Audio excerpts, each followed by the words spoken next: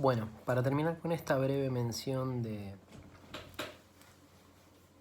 cierto punteo o rastreo de algunas ideas relevantes que aparecen más que nada en la introducción del campo grupal, lo que me queda por mencionarles es que Ana Fernández, con estas 3 herramientas epistémicas, lo que hace es organizar los discursos acerca de lo grupal en lo que ella llama 3 momentos epistémicos, ¿sí? Son 3 momentos epistémicos. Consideremos que ella no está hablando de momentos 100% cronológicos, ¿sí? Si bien van a ver que cada momento epistémico tiene relación con un cierto periodo sociohistórico, la idea no es considerarlos como momentos cronológicos, porque no hay superación de un momento al otro, ¿eh? El segundo momento epistémico no supera el primero, el tercero no supera el segundo ni el primero. Nada más son momentos en los cuales surgen nuevos saberes acerca de los grupos, pero todos esos saberes coexisten, ¿sí? De alguna manera es un poco esto lo que empuja a Ana Fernández a escribir este libro, de alguna manera producir cierto ordenamiento en los saberes y llevar esos saberes a ciertas teorías o ciertos postulados de base que tienen que ver con cómo surgieron esos saberes y qué recorte están haciendo, ¿sí? De todos los recortes posibles acerca de lo grupal, algunas teorías verán a un grupo como una suma de individuos y van a decir que lo que hay que trabajar entonces es con cada individuo. Otras teorías van a decir que el grupo es más que la suma de los individuos, que es una unidad o un individuo superior, más amplio, y entonces hay que estudiarlo como totalidad, sin buscar una especificidad en las partes que lo componen. Entonces, bien, va a haber después otras teorías que tratan de salir de ese lugar antinómico, ¿no? De las partes o el todo.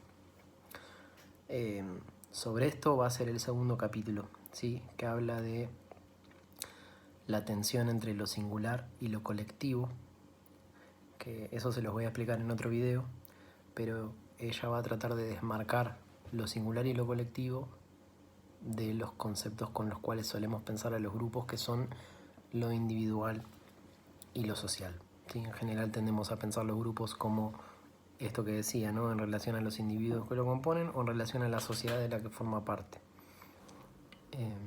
Si lo estudiamos a partir de la sociedad de la que forma parte, en general se tiende a ser la primera preocupación la de estudiar la unidad la unidad superadora, ¿sí? El todo. Si estudiamos el grupo a partir de lo que lo compone, lo vamos a estudiar a partir de los individuos. Entonces son las partes.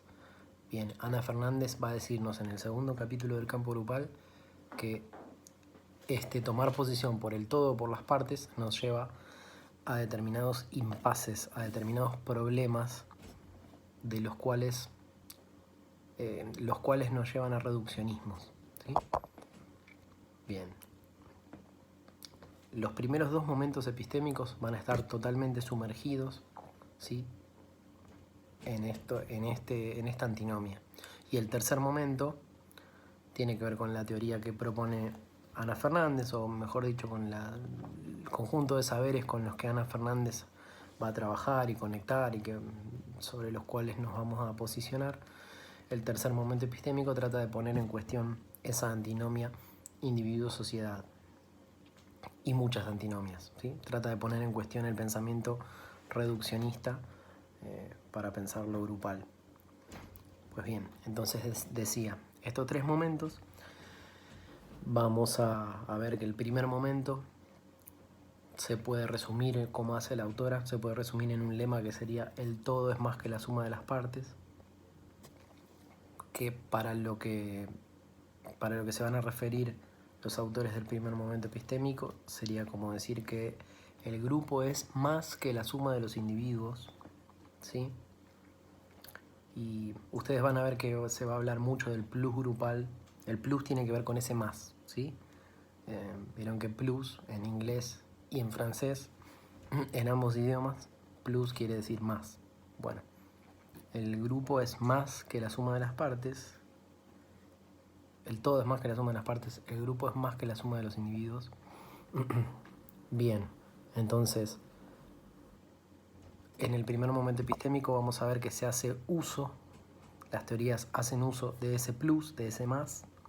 Vamos a hablar de un plus grupal que tiene que ver con eso. Mientras que en el segundo momento epistémico van a aparecer teorías que tratan de dar una explicación del plus, ¿sí?